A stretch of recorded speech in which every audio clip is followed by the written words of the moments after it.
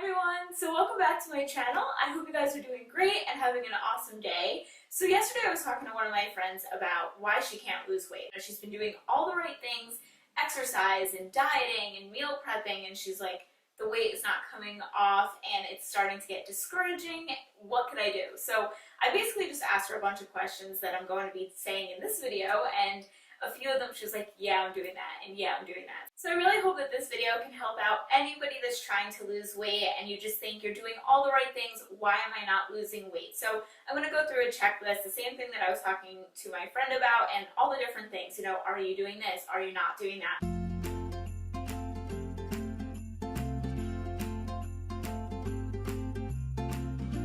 So the first reason you could not be losing weight and you are doing all the right things is because you are on the birth control pill. So I do have experience with the birth control pill. That's really what started this whole fitness journey on my channel, is because I was on it and I gained a ton of weight. I'm no longer on it anymore, and I really don't have any other solutions to give you guys. I have no idea, but the pill, you retain water. I mean, my body just quickly gained weight when I was on birth control. I think it's very hard to live on. I get it, you know, our skin is glowing on birth control, and I really do miss that. Like, I had the best skin on birth control. Like, even like my pores like would shrink on birth control. It was awesome, but I had to make the decision, skin or body. I got to the point where I was the same weight for like, I don't know, 5-6 years. Went on birth control, that same month gained a ton of weight. It also made me really sick. So after I would be really sick, throwing up, I would just eat a ton of food. So yeah, and I've tried like 7 different pills. My doctor was like, oh, that one made you throw up, try this one. So yeah, I was trying all different ones. Not all of them make me sick to my stomach, but they did all make me gain weight. They say that they won't make you gain weight, but just think about it. You know, doctors say a lot of things. They say you won't have these side effects. Then we see the commercials and it's having all these side effects. So always listen to your body. The second thing that might be happening is you're eating right before bed in a big meal and it's just sitting in your stomach.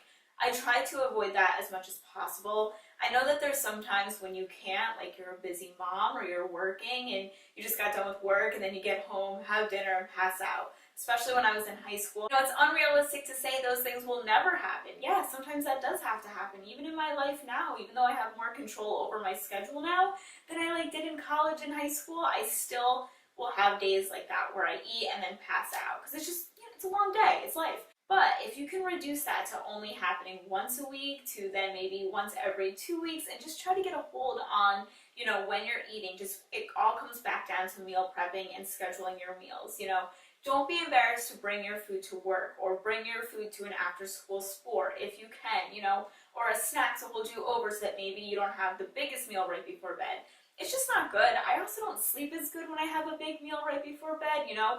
I'll feel like heavy and I'm just like laying there in it, and then I'll wake up in the middle of the night. So yeah, I just noticed that that does not help. As a rule of thumb, I like to wait, you know, at least 3 hours, eat my meal, you know, do stuff around the house, watch TV. Sometimes I even go for a nighttime walk if it's nice out. You know, I have a dog, so he has to go to the bathroom before bed, and it just all works out. I go for a walk, get like a little exercise in. I mean, I don't exercise, like I don't go to the gym after dinner, but yeah, I do move around a little, and then I go to sleep. One, I sleep so much better, and then 2, it is a difference because then you wake up and you don't feel like heavy and you don't feel like that was sitting in your stomach all night long. The third reason why you might not be losing weight is because you are overeating without realizing it. So an example is if you're doing too much cardio. So cardio is not a bad thing. It's great for the heart. It's great for weight loss. It's just a great thing to do. You feel better after you do cardio. But do you know those people, maybe you are one of these people, that they go to the gym in the morning and they do cardio. Then they go to the gym after work and they do cardio. You know, they're on the elliptical all day, or they're outside running and doing a million things.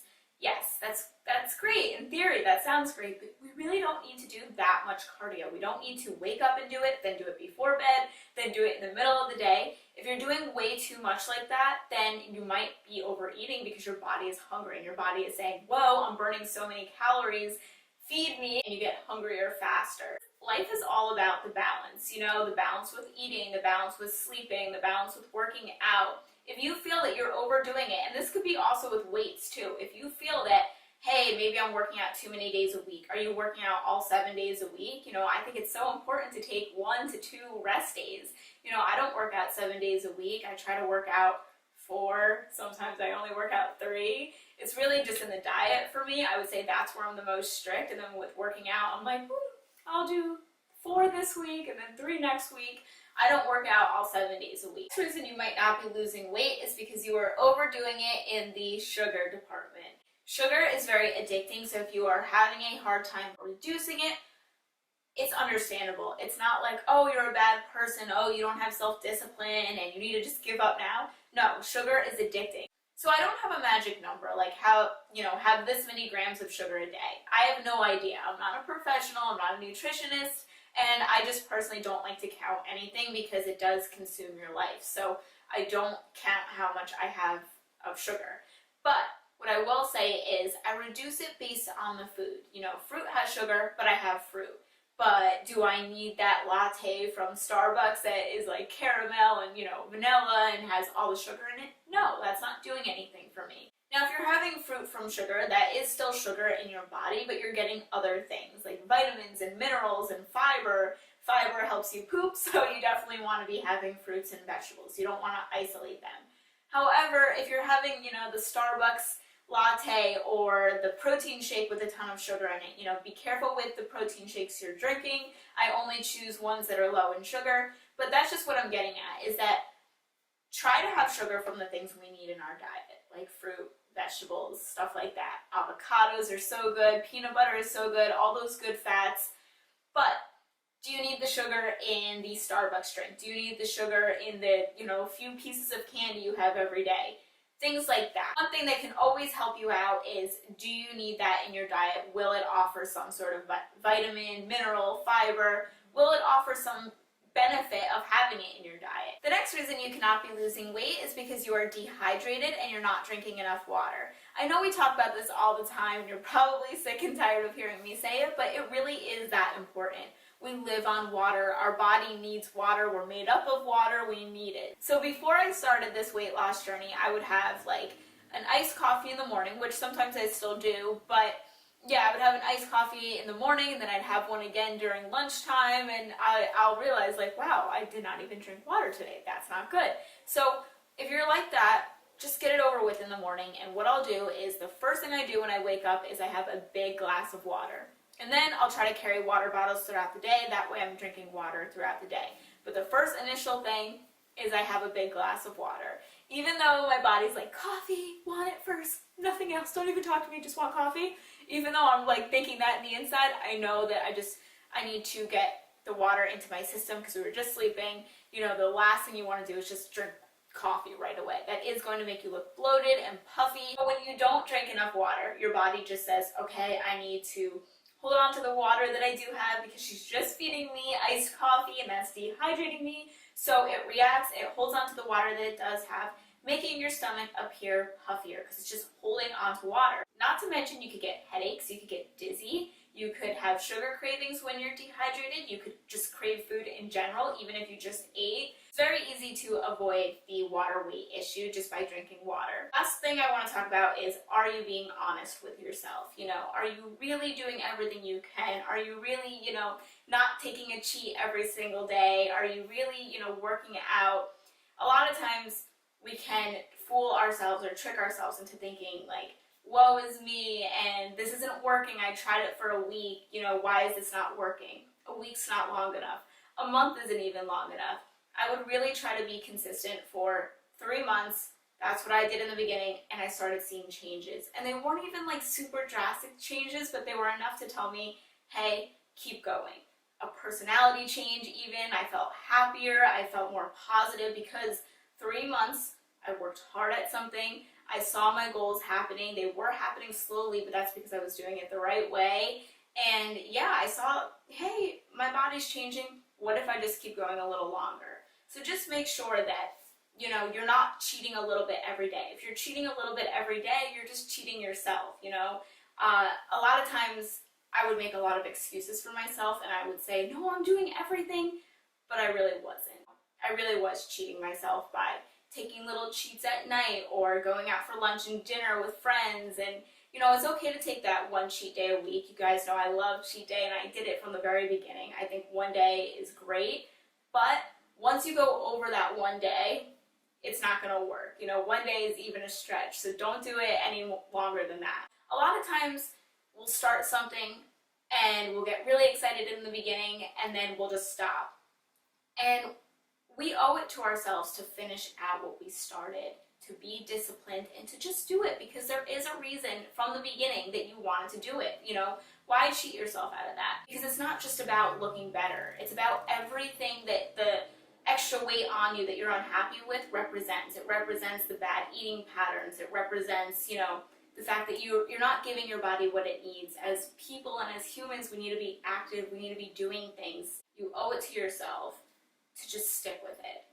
And that's my little speech that I'll tell myself. I'll just tell myself, hey, you owe it to yourself. As women, we need something like this. Fitness makes us confident. Fitness makes us feel strong, you know. As women, we're told, you know, we're more weak than a man. You know, the man does everything for us. But that's not true. You know, we're strong too. And I think that the gym and fitness and weights and eating healthy just makes us confident, and we know we're capable of much more than anybody says that we are. So yeah, I hope you guys enjoyed this video. I hope that maybe we solved an issue that you're having. And yeah, so if you have any other tips, leave them down below. We all love reading each other's comments. So yeah, have a great day, guys, and I'll see you soon. Bye.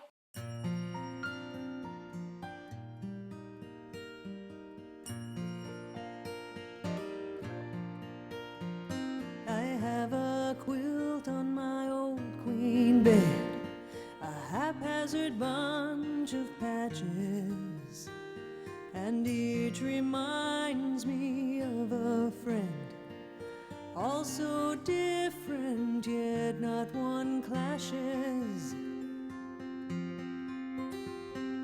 Megan's that scrap of faded denim with sapphire buttons, a hint of satin. Judy's pewter velveteen, luxurious in tailored pleats. Bonita magenta, silk and lace, nothing ordinary or commonplace. And these friends make up my quilt. They keep me warm. They cover for me. We're pieced together without a pattern, frayed at the edges. But our pledge of love is the thread that holds together my girlfriend's quilt.